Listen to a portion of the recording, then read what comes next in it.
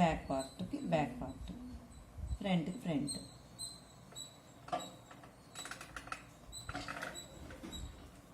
Shoulder దగ్గర కూడా check చేసుకోవాలి జాయింట్ వేసేటప్పుడు. కరెక్ట్గా రెండు హ్యాండ్ షోల్డర్ మీద ఇచ్చిన డాటు షోల్డర్ జాయింట్ ఒకే దగ్గర వస్తే హ్యాండ్ తిరిగిపోకుండా నీట్గా వచ్చింది అన్నమాట.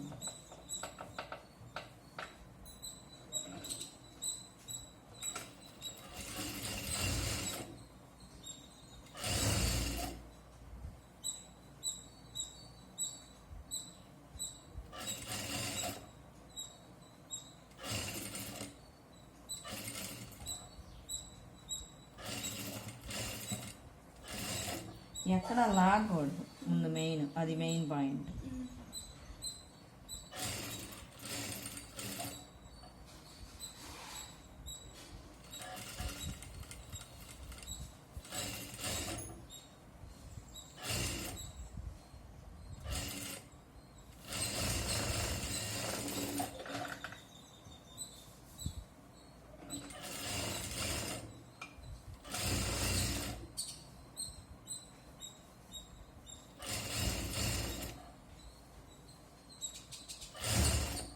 ఇలా అనుకుంటే అడుగున క్లాత్ నిన్న చెప్పింది గుర్తుందా, క్లాత్ పడితే మనకు అర్థమైంది ఏది ఎలా ఉన్నప్పుడు.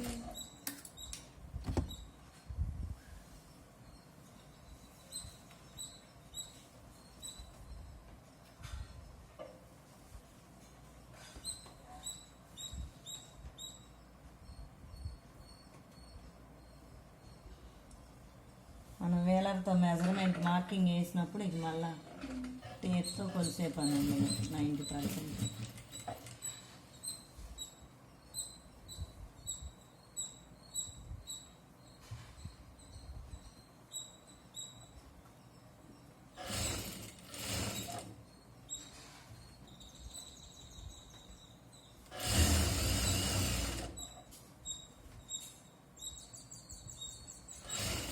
ఆ వేలర్ మార్క్ ప్రకారం వేస్తే రెండు వైపులా సమానం ఖర్చులు వస్తాయి అన్నమాట.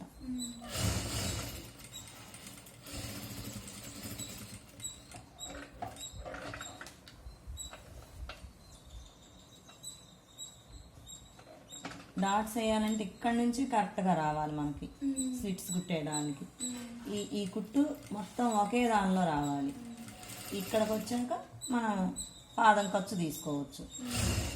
ఒక అంగుళం వరకు కూడా సేమ్ అంత క్రితం ఉన్న కుట్టులోనే మళ్ళా కుట్టు రావాలి. రఫ్ అవతల పక్కకి వెళ్ళింది అనుకో డాట్ నీట్గా రాదు.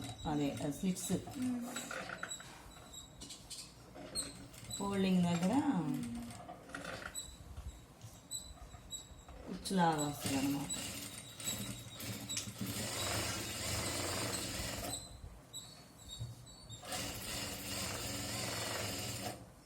పావు ఖర్చుతోటి రానివ్వాలి స్టిచ్. ఇది చూసావా, ఇక్కడ నుంచి ఇక్కడ వరకు అంటే 1 ఇంచ్ మినిమం యాజ్ ఇస్ అందులోనే కలిసిపోద్ది అన్నమాట.